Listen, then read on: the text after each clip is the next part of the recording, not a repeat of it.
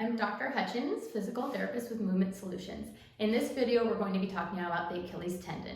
So the Achilles runs from your heel bone, your calcaneus, runs up and then attaches to your calf muscle that then goes behind your knee. It's responsible for holding your body weight when you're walking, running, jumping, and even just standing around. That tendon itself is shaped into rope-like fibers that provided a lot of support and tensile strength, which is good because if it didn't have that strength, it would be very hard to keep your body upright while you were standing. When you have problems with the Achilles, that rope-like structure can actually turn into a mesh. Fibers start going in all different directions, and that creates weakness and extra stretch in that Achilles tendon itself. That makes the calf have to work even harder and tend to get really tight when the Achilles is having problems. Then that calf muscle ends up becoming weak and not functioning well either. It makes the whole muscle tendon unit work less efficiently. So what do we do when the Achilles tendon is in that type of mesh structure instead of being in a nice rope?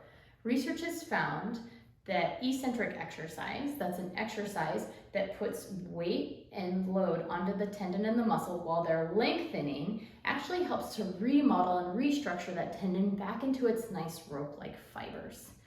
Also, we have to look at what were the mechanics that created this issue in the first place. A lot of times we're not getting that normal loading of the tendon when our walking mechanics are not correct.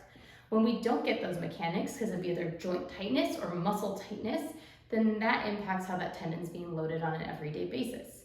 We also need to go up and look at the hip too. If the hip is not moving well, for example, if my right hip is tight and my right Achilles is having issues, and I step forward with my left foot, if my right hip doesn't extend back, then I won't be able to bend the ankle as much forward, and that load on the Achilles tendon will not be as normal as it could be if that ankle motion runs short.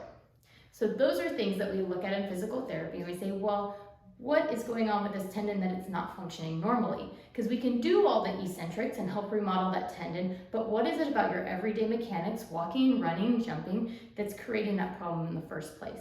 If we're going to create a really healthy tendon, we need to not only add eccentrics and those strengthening exercises, but we also need to address the mechanics at the hip and the whole leg in order to get moving well.